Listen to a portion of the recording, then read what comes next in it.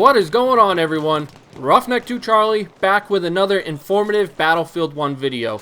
I want to thank you for all your support with all the other videos, and if you like this one, please smash that thumbs up button down below, and if you're new to my channel, please subscribe. Now, there's been some rumors that our first paid DLC is looking to drop sometime in March.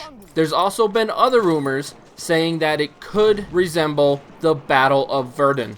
So what I've done is I decided to do some research on the Battle of Verdun. And what I'm thinking, based on what I found, is I think that we're looking at another Operation Metro / Operation Locker type map. Now, before I go ahead and tell you exactly why I'm thinking we're looking at a map like that, I want to give you a little bit of insight into what the Battle of Verdun was. This battle began February 21st, 1916, and it began with the Germans using an 8-mile perimeter with 1,220 field artillery guns, launching 2 million, yes, million shells of field artillery during their opening bombardment. And then over the course of the 10-month battle, both sides fired between 40 and 60 million shells. This totally devastated the town of Verdun and led to an estimated 70% of the 800,000 casualties of the battle, and causing so much destruction and bloodshed for both sides that to this day is a sobering realization of what war really brings is on full display at the Douaumont ossuary, which contains the mixed bones of about 130,000 French and German soldiers that were either buried from the constant bombardment of field artillery or rendered completely unidentifiable. Now, moving on to the city of Verdun itself, this city was surrounded by a dozen fortresses, and the largest of them all was Fort Douaumont. Now, this fort was considered to be all but impregnable under normal circumstances. However, it was taken over quite easily by the Germans in their initial push because only 57 men had actually been there when they showed up, and they actually captured it without a single casualty or firing a single shot. But this fort here is what I think one of the maps is going to be focused on. Fort Douaumont was completely self-sustaining, with a barracks, kitchens, bathrooms, everything that a soldier needed to sustain himself.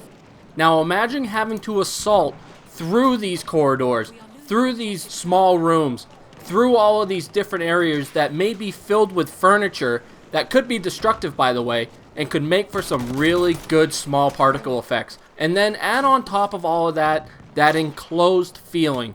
And that is why I think this would make more of a metro or locker feel that Battlefield veterans are more accustomed to. Yes, right now Argonne Forest is supposed to be the new quote-unquote metro of Battlefield 1. But with the lack of being enclosed, it really doesn't give me personally that feeling. Yes, it's like a meat grinder and there's only really 3 main avenues in the map. But being enclosed like this fortress would really add to the experience that a player would have playing on a map like this, and maybe bring back a little bit of nostalgia of what it was like playing in Metro and Locker in previous Battlefield titles. Now, if DICE decided that they wanted to do a larger map that included the outside portions of the fort as well, that could work. There was actually howitzers placed in the middle portion of the fortress sticking out of the ground, and that would resemble the large artillery that we see on maps like Monte Grappa. Now, DICE also very easily could add in a few anti-air as well in case they wanted to include aerial assault as part of this map. The large open areas inside of these dry moats would also make for some intense battling over some capture points in a game mode like Conquest. Add to the fact that this battle was very heavily reliant upon field artillery attacks.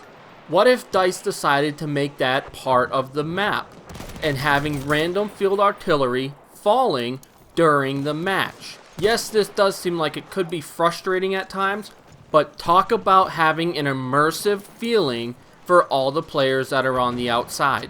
Also, a map like this could tie into a video that I did a little while ago talking about the Char 2C Super Heavy Tank. And this is the type of map that I think it could be used in. Mainly because there is one main entrance into this fortress in a large outside area. And with the inside area being completely shut off from any access of a tank of this size, it would really help limit where this could go, and it could also be an effective behemoth that players could use to help take over parts of the map and help get back into a match. So what are your thoughts? What would you think of actually having an enclosed map that gives you more of a locker or metro feel? Or would you want this to be a larger map and incorporate the entire outside of the fortress as well? I think that a map like this would be a complete meat grinder and would be one of the top used maps on one of those 24/7 player run servers. So again, what are your opinions on having a map like this? Do you think it would be fun, or do you think it would be completely ridden with shotguns, which are extremely powerful in Battlefield 1? But remember, this is looking at possibly maybe in March, and we could see a nerf on shotguns between now and then. So that is always an option as well. So let me know down in the comments below what you think. And if you like this video, again, please smash that thumbs up button. And if you haven't already, please subscribe. Until next time, I'm Roughneck2Charlie, and I will see you very soon.